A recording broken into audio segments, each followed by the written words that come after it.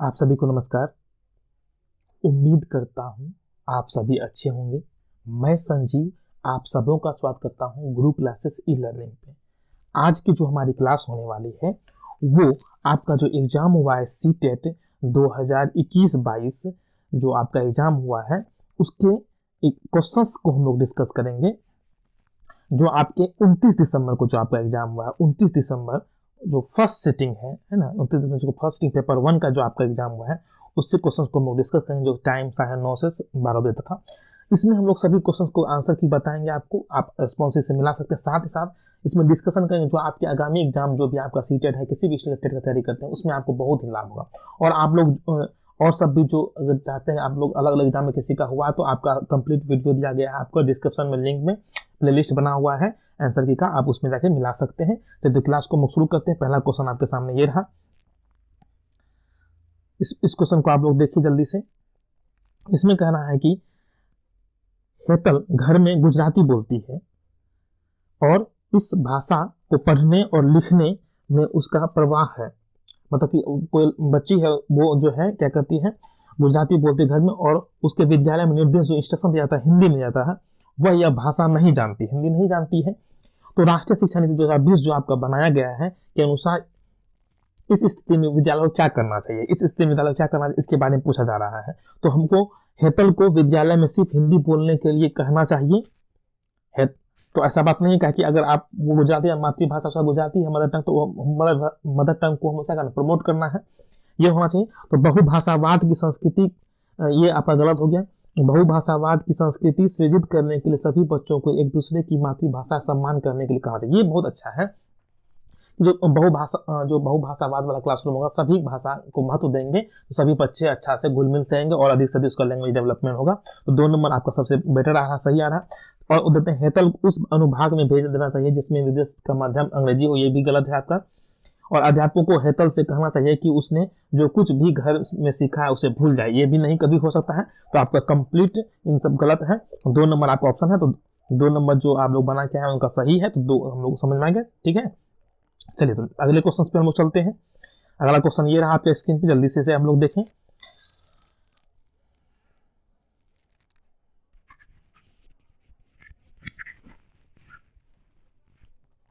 इसमें कहा जा रहा है कि कथन और कारण वाला क्वेश्चन। ये क्या है, कथन और कारण वाला है कि किसमें क्या होना चाहिए, ये हमसे पूछा जा रहा है, ठीक है। तो इसको हम लोग देखते हैं इसमें क्या करना है हमें।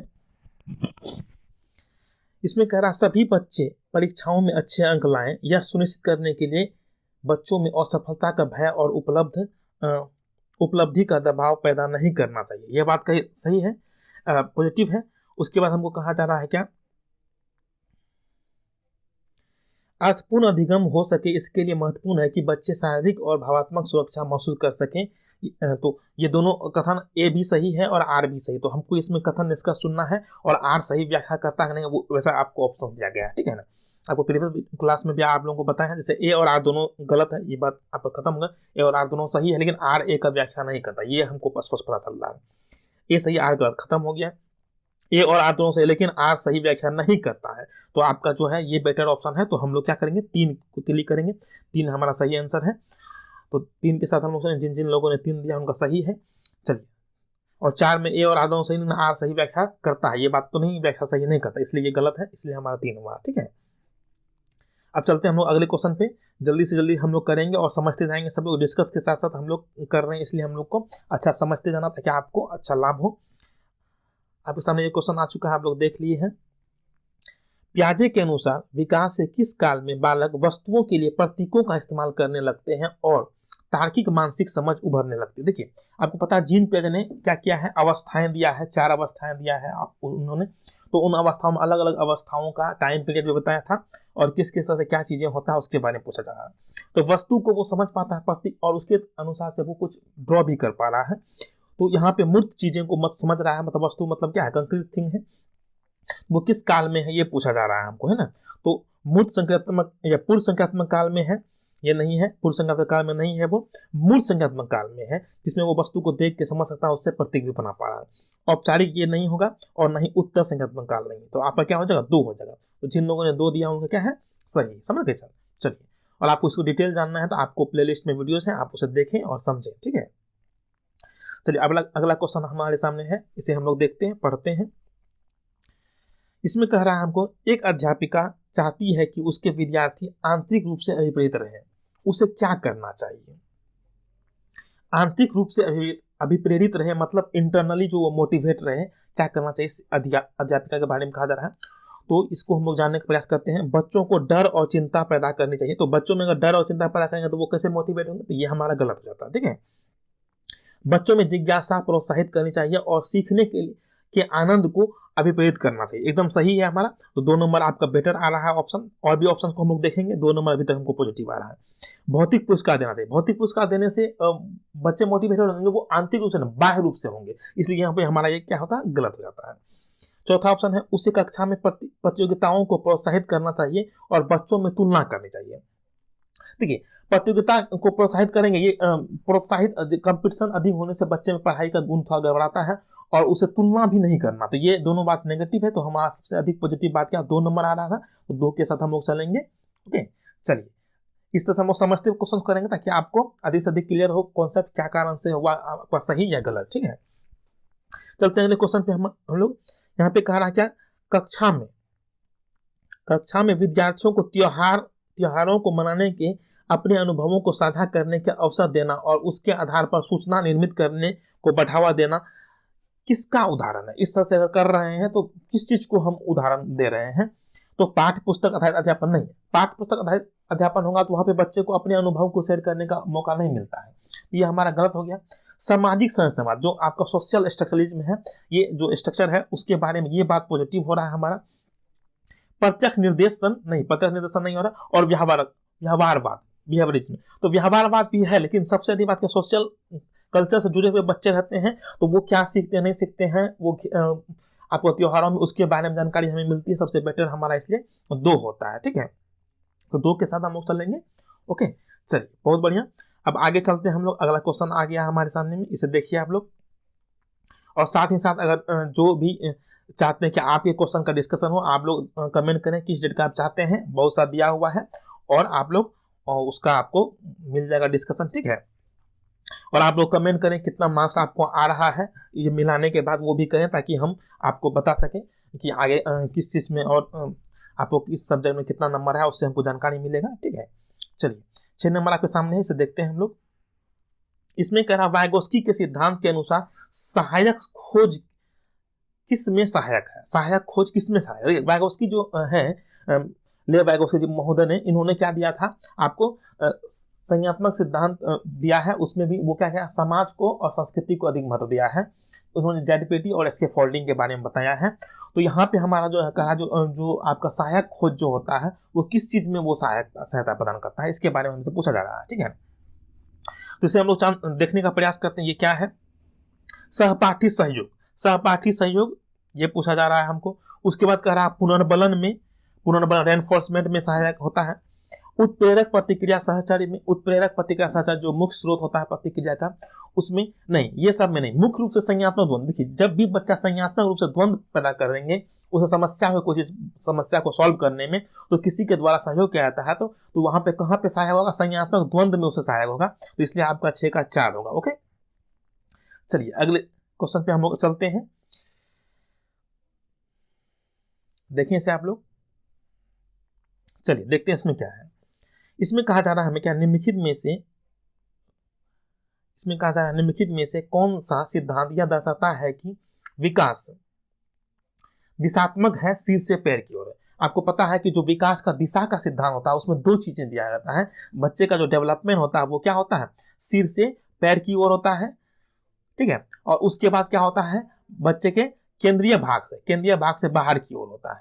मतलब पहले बच्चे का सिर डेवलप होता है और सिर को वो चलाना शुरू करते हैं, फिर नीचे पैर की तरफ चलते हैं। और क्या होता है, दूसरा में क्या होता है, केंद्र से और दूसरे भाग में, जैसे बच्चे पहले छोटा सा चीज को पकड़ना शुरू करते हैं और फिर बड़ी चीज को पकड़ना शुरू करते हैं, तो ये 2 चीज होता है। तो यहाँ हमको सिर से पैर के बारे में पूछा जा रहा है, तो इसमें देखना है कौन सा ऑप्शन आपका बेटर होगा। ओके, चलते हैं इसमें हम लोग। इसमें कहा जा रहा है क्या, अधोगामी सिद्धांत है, अधोगामी सिद्धांत ये नहीं है। महत्वात्मक परिवर्तन सिद्धांत ये भी नहीं है। शीर्षगामी सिद्धांत मतलब शीर्ष से पैर की ओर मतलब शीर्षगामी सिद्धांत के बारे में कहा जा रहा है, तो ये हमारा हो जाएगा क्या 3 नंबर। और विशिष्टता से संबंधित सिद्धांत ये भी नहीं है, तो 3 के साथ चलेंगे। 7 का 3 शीर्षगामी सिद्धांत या शीर्षाभिमुखी सिद्धांत, तो ये सब सभी क्या है शीर्ष से पैर की तरफ के बारे में है। ठीक है, आगे चलते हैं, हमारे क्वेश्चन आ गए हैं इस पे, इसे देखते हैं हम लोग। इसमें कह रहा लॉरेंस कोहलबर्ग सिद्धांत में नैतिक तर्कना के किस चरण पर छात्र मान लेते हैं कि प्रत्येक व्यक्ति के लिए नियम एक समान प्रकार से लागू किए जाने चाहिए और प्रत्येक व्यक्ति का निजी कर्तव्य है कि वे इनका पालन करें, वे इनका क्या करें, पालन करें। तो ये आपको पता है कि जो लेव वैगोस्की जो हैं उन्होंने क्या दिया है, कौन सा सिद्धांत दिया है, वो सिद्धांत दिए हैं आपको जाकर के नैतिक विकास का सिद्धांत दिए हैं। नैतिक विकास के सिद्धांत को उन्होंने बांटे हैं, अलग अलग भागों में उन्होंने बांटा है, जो मुख्य रूप से 3 भाग बांटे हैं और 3 भागों का सभी का अलग अलग 2 उपभाग भी है। ठीक है, तो यहाँ पे हमको समझना है कि वो समाज के बारे में कहा जा रहा है। तो दंड यहाँ पालन विन्यास ये नहीं होगा आपका, अच्छा लड़का अच्छी लड़की ये सब नहीं, फर्स्ट में ही होता है। यंत्रीय प्रयोजन अभिविन्यास ये भी नहीं है, आपका सामाजिक के बारे में है, समाज से संबंधित है, समाज के नियमों के बारे में है, समाज क्रम को बनाए रखने का अभिविन्यास, ये आपका 4 बेटर होगा। तो हम लोग क्या करेंगे 4 के साथ चलेंगे। ठीक है, आपको डिटेल आपको क्लास चाहिए तो आपको इसका कंप्लीट अलग अलग वीडियोस दिया गया है, क्लास दिया गया है, तो आप लोग उसे करें। कहीं लॉरेंस कोहलबर्ग, जीन पियाजे, वैगोस्की, बेंडोरा, ये सबसे अधिक से अधिक क्वेश्चन आपके एग्जाम में आते हैं, पूरा कॉन्सेप्ट के साथ आपको बताया जाएगा। तो आप लोग है ना इस चैनल पे बने रहिए, और अगर आप लोग नए आए हैं चैनल को सब्सक्राइब कीजिए। आप लोग कंप्लीट अपडेट सभी पढ़ाई करवाया जाएगा इस पे, आपको किसी भी तरह का समस्या नहीं होगा, आपकी समस्याओं को कंप्लीट यहाँ पे देखा जाता है। चलिए अगले क्वेश्चन पे हम लोग चलते हैं, यहाँ पे हम लोग पहुंच गए हैं। इस क्वेश्चन को आप लोग देखें, यहाँ पे कह रहा है एक विद्यार्थी अलीजा जिसका नियंत्रण केंद्र आंतरिक है, विद्यार्थी जो है अलीजा जिसका नियंत्रण केंद्र जो आंतरिक है, परीक्षा में असफल होने के लिए किसे जिम्मेदार ठहराएगा। देखिए मतलब आंतरिक रूप से अगर वो कोई बच्चा अभिप्रेरित है, अगर वो परीक्षा में फेल होता है या नंबर कम आता है तो उसके लिए किसे जिम्मेदार समझेगा। तो आंतरिक रूप से अगर कोई मोटिवेट है तो आंतरिक चीजों को समझाएगा, तो बाह्य चीजों से उसको प्रभाव नहीं पड़ेगा। अध्यापक को उसके प्रति पूर्वाग्रह पक्षपात, ये पक्षपात जो है पूर्वाग्रह ये जो क्या बाहरी चीजें हैं, इसलिए ये नहीं होगा आपका। उसकी योग्यता में कमी, मतलब क्या है कि जो अलीजा है उसे क्या उसकी योग्यता में कमी होने के कारण से वो क्या हो रही है, कह रहे कि हमको कम नंबर आया है या फिर वो मतलब अच्छा असफल हो पाई है। 2 नंबर आपका सही हो रहा है आंतरिक। और परीक्षा प्रश्न पत्र में कठिनाई ये बाह्य कारक है, दुर्भाग्य ये भी बाह्य कारक, मुख्य कारक क्या आंतरिक में उसकी योग्यता में कमी, इस बात को वो मानेगी, इसलिए हम क्या हो जाएगा 2 हो जाएगा। तो इसलिए हम लोग अगर कंप्लीट समझ से करेंगे तो हमको अधिक से अधिक लाभ हो। और हमारा उद्देश्य है कि जो विद्यार्थी 29 दिसंबर को एग्जाम दिए हैं वो अपने आंसर को मिलाए हैं, साथ साथ जो भी नहीं दिए हैं या देने वाले हैं उसको भी अधिक से अधिक लाभ हो, इसलिए मैं डिटेल में डिस्कस कर रहा हूं जो कि आपके लिए अधिक से अधिक लाभकारक हो और किसका आंसर में गलती हुआ उसे भी आप समझ पाए। सिर्फ आंसर मिलाना इंपॉर्टेंट है, आपका कॉन्सेप्ट क्या था एग्जाम बनाने में उसे भी क्लियर करना हमारा उद्देश्य, इसलिए मैं इतना डिटेल कर रहा हूँ। ठीक है, चलिए नेक्स्ट क्वेश्चन पे हम लोग पहुंचते हैं। ये हम पहुंच चुके हैं, इसे आप लोग देखें।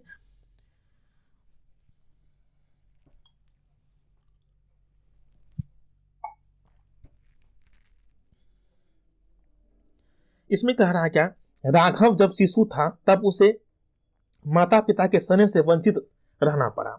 ठीक है, बाल्यावस्था के आगे के चरण में उसे बहुत संवेदनशील अध्यापक मिले, फिर भी उसे लोगों पर विश्वास करने में परेशानी होती है। इतना करने के बाद भी उसे लोगों पर जो है विश्वास उसे नहीं होता है, वह जोखिम लेने का साहस नहीं दिखा पाता है। राघव के विषय में विकास का कौन सा मुद्दा एकदम स्पष्ट रूप से वर्णित करा। देखिए ये जो आपका स्टेटमेंट है, सीटेट एग्जाम क्या करती है जो ऑनलाइन हो रहा है, अब वो स्टेटमेंट को आपको समझना है, वो कॉन्सेप्ट क्लियर रहेगा तो कोई दिक्कत नहीं, रटना नहीं, हमें समझना है। तो राघव यहाँ पे जो है वो पहले क्या माता पिता से वंचित रहा है, मतलब यहाँ पे क्या उसका जो देखभाल पालन पोषण जो हो रहा है या उसका जो इन्वायरमेंट है, उसका जो हेरिडिटी है, इसके बारे में चर्चा चल रहा है। तो यहाँ पे उसके बाद उसे अच्छे शिक्षक नहीं मिलते, ये सब जो बात हो रही है वो पालन पोषण विवाद या फिर आप कह सकते हैं अनुवांशिकता एवं पर्यावरण के बारे में चर्चा हो रही है। तो प्रकृति पालन पोषण जो विवाद है उससे संबंधित है, आपका जो टॉपिक 3 है सीडीपी में है ना, उससे ये क्वेश्चन दिया गया है। प्रकृति पालन पोषण विवाद का मुद्दा पे चर्चा हो रही है, तो 1 नंबर डायरेक्ट आपका ऑप्शन हो जाता है। और ये सब एकरूपता व्यक्तित्व मुद्दा ये नहीं है, निरंतरता ये नहीं है, और नहीं आरंभिक बाद अनुभवों का मुद्दा, ये सब नहीं है, आपका क्या हो जाएगा तो 1 नंबर हो जाएगा। जिन लोगों ने 1 दिया उनका क्या है, सही है। ओके, चलिए नेक्स्ट क्वेश्चन पे हम लोग चलते हैं। आपके सामने एक क्वेश्चन है, जल्दी से आप लोग देखें, समझें।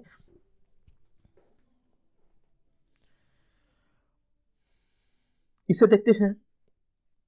इसमें कह रहा है स्मृति, इसमें क्या कह रहा है हमारा, स्मृति विषयक युक्ति कौन सी है, मेमोरी जो सब्जेक्टिव जो युक्ति है, टेक्निक क्या है, उसके बारे में कह रहा है।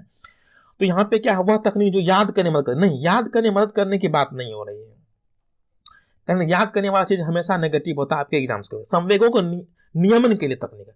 संवेग जो इमोशंस होता है बच्चों का, अगर उसे स्मृति अच्छा रहेगा तो उससे क्या होगा कि, है ना, कि वो अच्छा से अपने संवेग पे भी कंट्रोल कर पाता है। इसलिए 2 नंबर यहाँ पे बेटर हो रहा है। प्रक्रियात्मक ज्ञान का उदाहरण है, ये नहीं होगा आपका, नहीं प्रभावशाली व्यवहारवादी युक्ति, इसलिए आपका 2 नंबर सबसे अच्छा रहा है इन ऑप्शनों को देखने के बाद। तो इसलिए हम लोग 2 के साथ चलेंगे, है ना।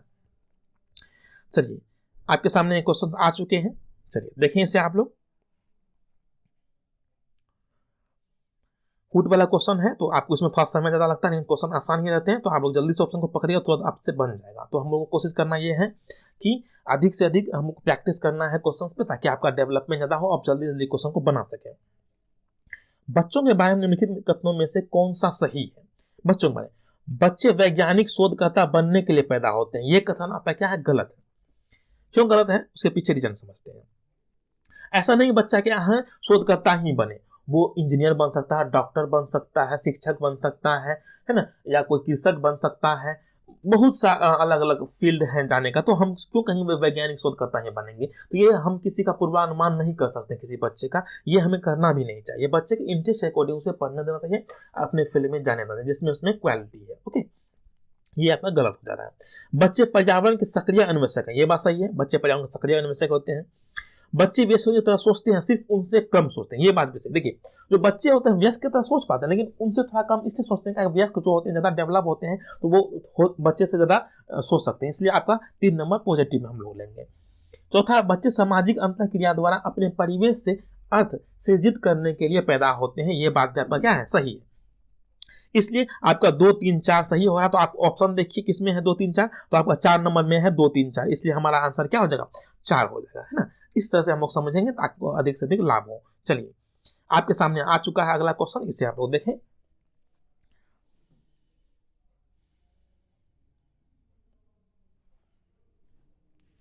आप लोग निकाल लिए होंगे, चलिए क्वेश्चन को देखें। हार्वर्ड गार्डनर, तो हार्वर्ड गार्डनर का जो है आपका क्वेश्चन बहुत आता है, हार्वर्ड गार्डनर ने क्या किया है नहीं किया है उसके बारे में हम लोग जानेंगे। तो देखिए हार्वर्ड गार्डनर ने आपको पता है कि बहुबुद्धि सिद्धांत दिया है, कि वो अलग अलग बुद्धि के बारे में बताए हैं कि बच्चों में क्या होता है, अलग अलग बुद्धि होते हैं। तो उसके बारे में हम लोग को यहाँ पे क्वेश्चन पूछा गया है। कारण हार्वर्ड गार्डनर जो है कि बहुआयामी बुद्धि के सिद्धांत के अनुसार निम्नलिखित में से किसका प्रयोग दृष्टि जगत को सही तरह से अनुभव करने की योग्यता और अपने आरंभिक अनुभवों में परिवर्तन लाने की योग्यता के लिए किया गया है। तो यहाँ पे वो अपने बारे में सोच रहा है और डेवलपमेंट करने की बात कर रही है समाज में, तो वो अंतः व्यक्तिक बुद्धि के अंतर्गत आएगा कि वो अंतः व्यक्तिक बुद्धि होने के कारण वो ऐसा कर पा रहे हैं। ठीक है, उसके बाद क्या तार्किक गणित, ये गणित से संबंधित होता है, ये नहीं होगा। स्थानिक बुद्धि जो किसी प्लेस के या फिर आसमान में जा रहा है वहां पे कुछ सोच रहा है, वो स्थानिक बुद्धि से संबंधित होगा। और शारीरिक गतिबोध तो वो खेलने कूदने नाचने डांस करने से रिलेटेड होता है, तो ये सब नहीं होगा। आपका 1 नंबर हो जाएगा कि वो अंतः व्यक्तिक बुद्धि के कारण हो रहा है, कि वो स्वयं के अनुभव के बारे में बात कर रहा है, इसलिए, है ना। चलिए आगे चलते हैं हम लोग। नेक्स्ट क्वेश्चन हमारा आ चुका है, इसे आप लोग देखें और समझने का प्रयास करें।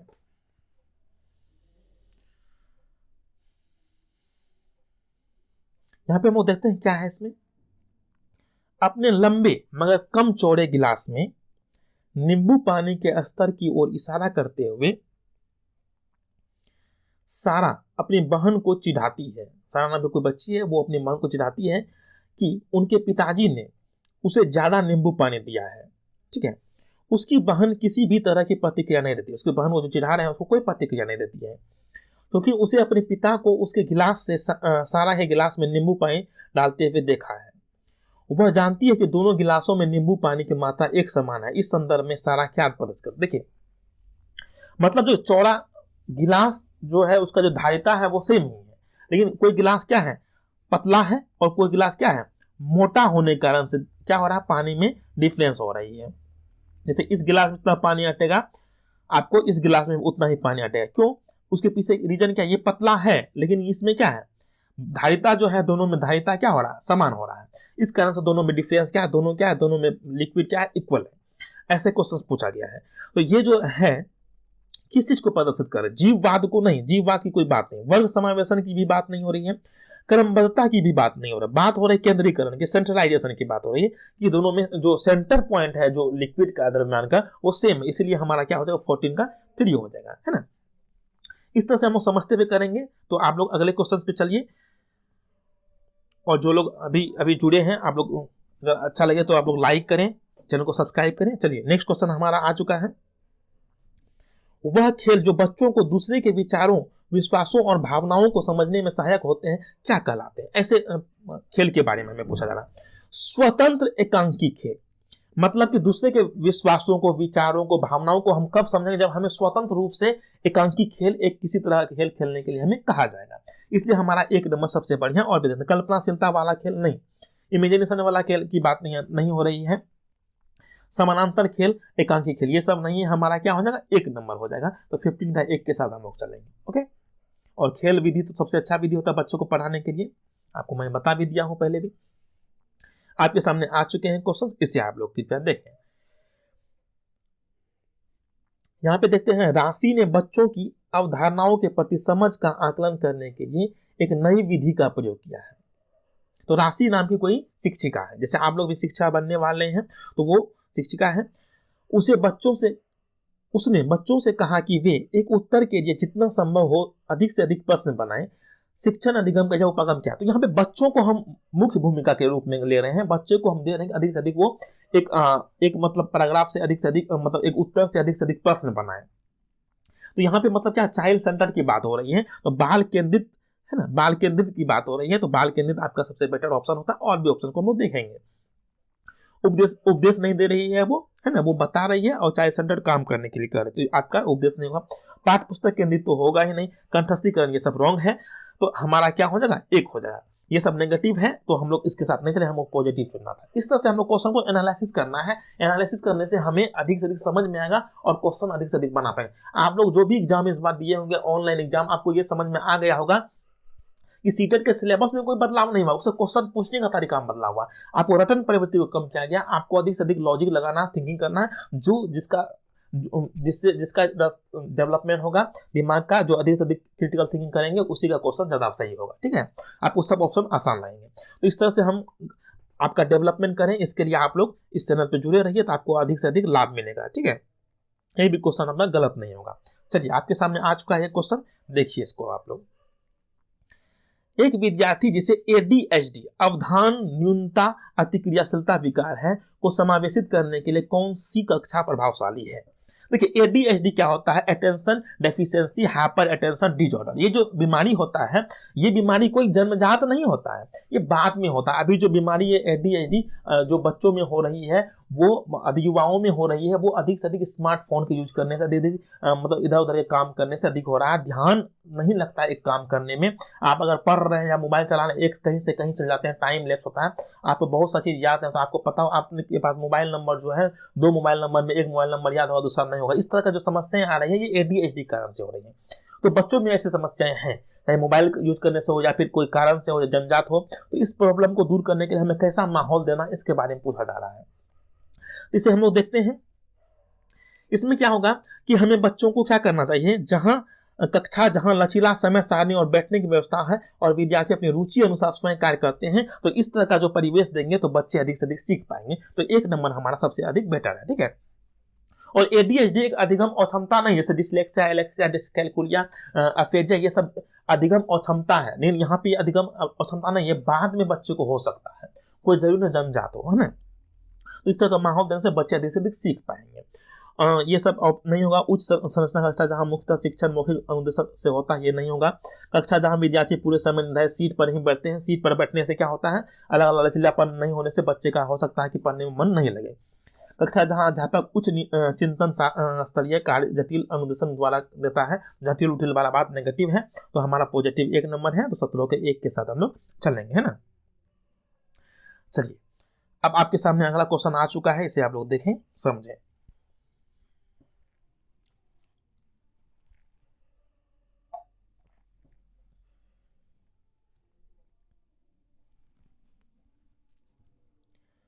बालक का विकास किन क्षेत्रों में बटा है, बच्चों का जो डेवलपमेंट होता है किन किन क्षेत्रों में बचा हुआ है, इसके बारे में हमें पूछा जा रहा है। शारीरिक, संज्ञानात्मक, आध्यात्मिक और संवेदनात्मक। देखिए, आध्यात्मिक डेवलपमेंट बच्चे का हो हमेशा शुरू में, ये जरूरी नहीं, वो बाद में बच्चे का होता है, बच्चे बड़े हो जाते हैं तब आध्यात्म के बारे में आते हैं। ये नहीं हो मनोवैज्ञानिक, शारीरिक, सामाजिक और समय, तो मनोवैज्ञानिक की बात यहाँ पे होगा नहीं, तो 2 नंबर भी आपका नहीं होगा। आपका शारीरिक होगा, संज्ञानात्मक होगा, गामक मतलब मोटर स्किल्स, जो हाथ चलाना, उड़ना, दौड़ना, कूदना है ना, खाना पीना, ये सब आता है गामक में। असामाजिक, सोशल डेवलपमेंट, तो ये 3 नंबर बहुत बेटर आ रहा है। गामक, मनोवैज्ञानिक, संवेदनात्मक और समाज। संवेदनात्मक वाले कोई बात होती नहीं है, तो ये भी गलत हो गया। आपका 3 नंबर सबसे बढ़िया है, ठीक है। चलिए आगे चलते हैं, हम लोग आ गए हैं हम लोग नेक्स्ट क्वेश्चन पे। इसे देखें हम लोग,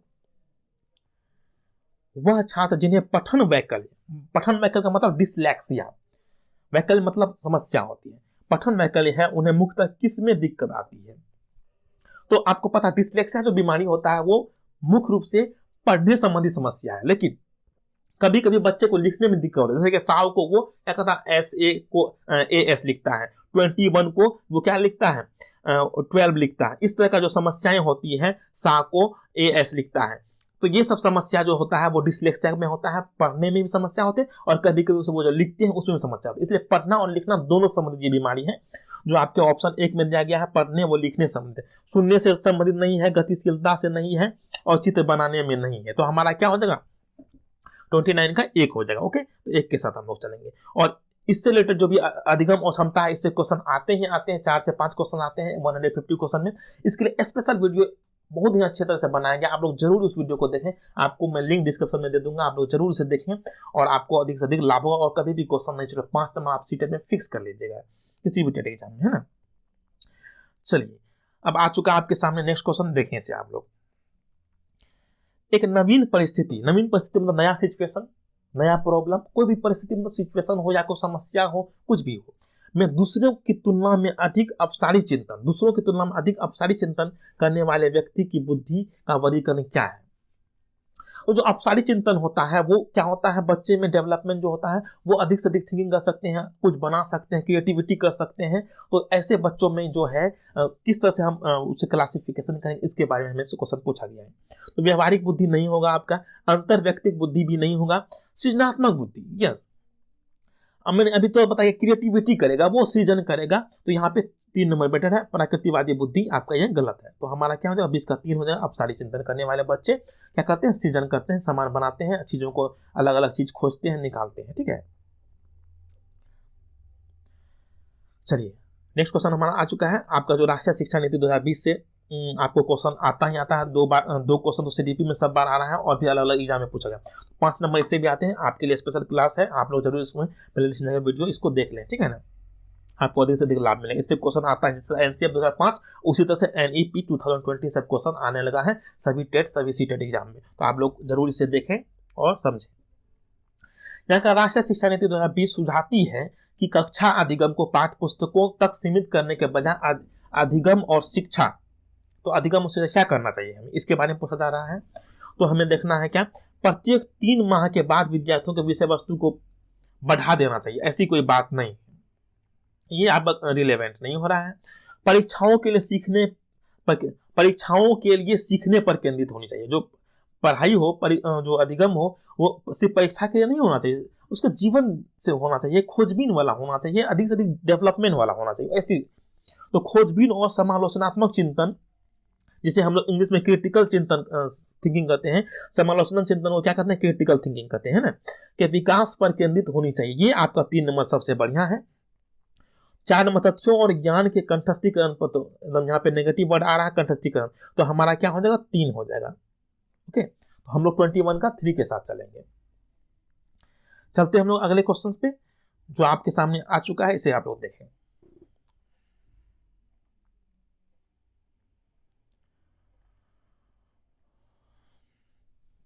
दावा और तर्क, तो स्टेटमेंट को देखते हैं। यहां पे कहा जा रहा है क्या हमें, इसे हम लोग देखने का प्रयास करते हैं। अध्यापक के द्वारा आकलन और मूल्यांकन के विविध तरीकों का इस्तेमाल किया जाना चाहिए, एकदम सही बात बता रहा है।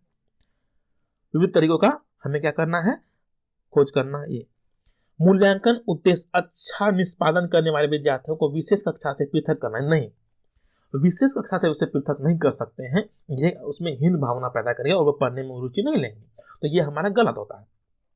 तो ए सही है और आर गलत है और आर तर्क भी नहीं दे रहा है, तो हमको ए सही और आर गलत वाला कौन ऑप्शन है? ऑप्शन नंबर 2 है, ए सही और आर गलत। तो हम लोग 2 के साथ चलेंगे और कुछ इसमें हमको देखना ही नहीं है ना। बहुत ही आसान है ये कूट वाला, बस समझना है और उसे बनाना है। बस ये टाइम लगाने के लिए हम क्वेश्चन दिया गया है, आपको समझ में कोई दिक्कत नहीं हो। फिर देखिए कूट वाला क्वेश्चन है, तो इसे हम लोग सोच क्लियर करना है, समझने की कोशिश करते हैं हम लोग इसे। देखिए इसे हम लोग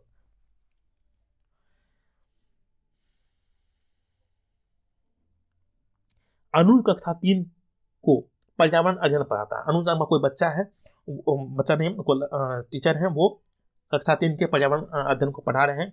वह हमेशा अपने विद्यार्थियों को किसी भी विषय से परिचित कराने के एकदम बाद मानस मंथन करवाते हैं। क्या करते हैं? मानस मंथन करवाते हैं। इसका मतलब क्या हो गया? यह युक्ति निम्नलिखित में से किसे समुन्नत करेगी, किसे उन्नति करेगी? तो यहाँ पे रट कर सीखने नहीं, रट कर सीखने पे तो नहीं करेगा ना। बच्चे को अधिक से अधिक मंथन करेंगे तो रटना नहीं होगा, वहां पे वो समझना होगा। तो दृष्टिकोण जाना, तो बच्चे का क्या दृष्टिकोण, इसे जानना, ये बात सही हो रहा है हमारा। समालोचनात्मक चिंतन मतलब क्रिटिकल थिंकिंग, जस्ट मैंने आपको बताया समालोचनात्मक हिंदी वर्ड है, इसका इंग्लिश होता है क्रिटिकल थिंकिंग, ये बात भी सही है। खोजबीन कर रहा है, एकदम सही बात। तो 2, 3, 4 आपका सही हो रहा है, जो कि आपके पहले ऑप्शन में ही है 2, 3, 4, इसलिए 23 का क्या हो जाएगा आपका 1 हो जाएगा। इस तरह से हम लोग कूट चुनेंगे, जो आपको सही लग रहा है उससे सही कीजिए, जो गलत गलत की, और लास्ट में ऑप्शन को चुन लीजिए। बड़ा आसान है, इस तरह से हम लोग सीखते जाएंगे, है ना। चलिए अगले क्वेश्चन पे हम लोग पहुंच चुके हैं, इसे आप लोग देखें। फिर यहाँ कूट वाला क्वेश्चन, इसको टाइम कंज्यूमिंग क्वेश्चन ऐसे कहा जाता है। क्वेश्चन कोई टफ नहीं, बस टाइम आपको बचाना है। आप ऑनलाइन एग्जाम हो रहा है तो जो है ना पैसेज ये वो देता ताकि टाइम लगे, आपको क्वेश्चन छूट जाए। तो हमें कोशिश करना है कि कम से कम समय में क्वेश्चन को सॉल्व करें, है ना। चलिए, अधिगम किसके द्वारा प्रभावित होता है? जो आपका लर्निंग होता है किसके द्वारा है ना प्रभावित होता है, इसके बारे में पूछा जा रहा है। तो इसे हम लोग देखते हैं मनोवैज्ञानिक कारकों से, एकदम सही बात है। मनोवैज्ञानिक जो आपको जो साइकोलॉजिकल रीजंस है उसके कारण से जो अधिगम प्रभावित हो सकते हैं, ये बात सही है, इसे हम पॉजिटिव मानेंगे। सामाजिक सांस्कृतिक कारकों से, ये बात भी सही है। विद्यालय से संबंधित कारकों से, ये भी सही है, ये भी फैक्टर होते हैं। अध्यापक से संबंध, हाँ अध्यापक अच्छे से नहीं पढ़ाएंगे तो वो भी समस्या पैदा करते हैं, आप लोग को पता है। तो सभी ऑप्शन हमारा सही है, 1, 2, 3, 4। तो ऐसे कौन ऑप्शन है देखिए आप लोग, हाँ पहला ऑप्शन ही मिल गया, 1, 2, 3, 4 सभी ऑप्शन सही है, तो हम लोग 1 के साथ चलेंगे। तो देखिए कितना आसान है कूट वाला क्वेश्चन बना, इस तरह से हम लोग सीखेंगे, बहुत हमें लाभ होगा। चलिए अगले क्वेश्चन पे आ चुके हैं हम लोग, पूरा डिटेल डिस्कशन एनालिसिस हम लोग कर रहे हैं ताकि अधिक से अधिक आपको लाभ में, ये हमारा उद्देश्य है। चलिए इसे हम लोग देखते हैं। एक समावेशी कक्षा में सहयोगात्मक प्रणाली और सहयोग अधिगम को या का, तो सहयोग जो होता है वो क्या चीज में हमें हेल्प करता है, ये बारे में हमें पूछा गया है, इसे हम लोग देते हैं। अधिगम प्रतिफलों को सभी के लिए कम करती है, नहीं सभी के लिए कम नहीं करती है, सक्रियता से प्रोत्साहित करना चाहिए, एकदम सही बात है। कि जो आपको समावेश जो होता है, समावेशी जो कक्षा होता है, इंक्लूसिव जो क्लासरूम होता है, सहयोग जो आपको क्या करना है, दूसरे को सहयोग करना, हेल्प करना प्रणाली, और सहयोजक जो अधिगम होता है, साथ साथ मिलकर अधिगम करते हैं, उसे प्रमोट करना है। तो ये सक्रियता से प्रोत्साहित करना चाहिए, प्रमोट करना चाहिए। तो 2 नंबर हमारा बेटर हो रहा है, और भी ऑप्शन को हम लोग देखेंगे। अत्यधिक हतोत्साहित करना चाहिए, नहीं हतोत्साहित नहीं करना, नेगेटिव वर्ड है। रूढ़िबद्ध धारणाओं को निर्माण करना, ये बात भी गलत है। तो हमारा क्या होगा, 25 का 2 हो जाएगा। चलिए अगले क्वेश्चन पे चलते हैं। इसी तरह से हम लोग समझ रहे हैं, और आप लोगों को सभी क्वेश्चंस का अलग अलग डेट का आपका वीडियोस बना हुआ है, जो नहीं बना आप लोग कमेंट करें, उस पर हम क्लास लेके आएंगे आप लोगों के लिए। साथ ही साथ आप लोग कोई भी दिक्कत समस्या आप लोग कमेंट करें, और दूसरों को भेजें, शेयर करें, और सब्सक्राइब भी करें, है ना। चलिए आ गए हम लोग अगले क्वेश्चन पे। अध्यापकों को अपनी कक्षा में सुविधा वंचित वर्ग से आने वाले बच्चों के लिए क्या कर, सुविधा वंचित मतलब क्या हो सकता है कि वो ऐसे घर के बच्चे हैं, ऐसी जगह से आए जहां अधिक फैसिलिटीज नहीं है, उसे समस्याएं हुई है, अलग अलग रीजन से हुई है, तो उसके लिए हमें क्या करना चाहिए, ये पूछा जा रहा है हमसे। तो देखते हैं हम लोग। विद्यालय से बाहर अतिरिक्त मदद लेने के लिए कहना नहीं, विद्यालय से बाहर की बच्चे आए हैं, इंक्लूसिव एजुकेशन हमें कहा था सभी बच्चों को, समान विद्यालय में सामान्य बच्चों के साथ पढ़ाना जो है ना, और सामान्य बच्चों को, वो हमारा इंक्लूसिव एजुकेशन कहलाता है। सहयोगात्मक समूह बनाने चाहिए जो अधिगम के संवर्धन मतलब कि विकास के लिए समूह विविधता को इस्तेमाल कर सकें, ये बहुत पॉजिटिव वर्ड आ रहा है। और भी हम लोग देखते हैं ऑप्शन को, इसमें क्या है नेक्स्ट में, कि योग्यता आधारित समूह बनाना चाहिए, नहीं। हमें अगर जैसे ही ग्रुप में बांटेंगे कि वो बच्चा है ना अभाव समूह से है, वो तेज है, वो भुसगोल है, वो गरीब, वो अमीर, वो ऊंच, वो नीच, तो यहाँ पे बच्चे में क्या होगा, हीन भावना को वो नहीं पढ़ पाएंगे। हमें एक साथ एक विद्यालय में बच्चों को पढ़ाना, ये हमारा उद्देश्य है। विद्यार्थियों के लिए विशेष अनुभाग बनाना, नहीं अलग अलग भाग हम क्यों बनाएंगे, हमको एक साथ सहयोग करते हुए पढ़ाना है। तो 2 हमारा सबसे बढ़िया ऑप्शन है, तो 2 के साथ चलेंगे। ओके, चलिए बहुत बढ़िया। अब आ गए हम लोग 27 नंबर क्वेश्चन पे, देखें इसे हम लोग। यहाँ पे कहा जेंडर, जो आपका है जेंडर है वो क्या है, लिंग क्या है, ये हम पूछा जा रहा है 27 में। तो अनुवांशिक विशेषताओं द्वारा पूर्व निर्धारित होता है, पूर्व निर्धारित नहीं कर सकते हैं हम लोग। एक आंतरिक गुण है, ये आंतरिक गुण है, ये बात भी है, लेकिन यहाँ पे आंतरिक गुण को हम लोग नहीं लेंगे। लेकिन सामाजिक संरचनाओं द्वारा आरोपित होता है, ये बात सही है कि जो लिंग होता है जेंडर, हमें समाज बताता है वो लड़का लड़की ये सब है। तो यहाँ पे हम लोग कहते हैं लड़का अच्छा लड़की खराब, इस तरह का जो बात होती है वो सामाजिक संरचना द्वारा आरोपित होता है। ये 3 नंबर बेटर है। जन्म के समय नहीं होता है, ये भी गलत है। तो हमारा क्या हो जाएगा, 3 हो जाएगा, 27 का 3। चलिए अगले क्वेश्चन पे चलते हैं हम लोग। आ गए हैं हम लोग अगले क्वेश्चन पे, देखें आप लोग इसे।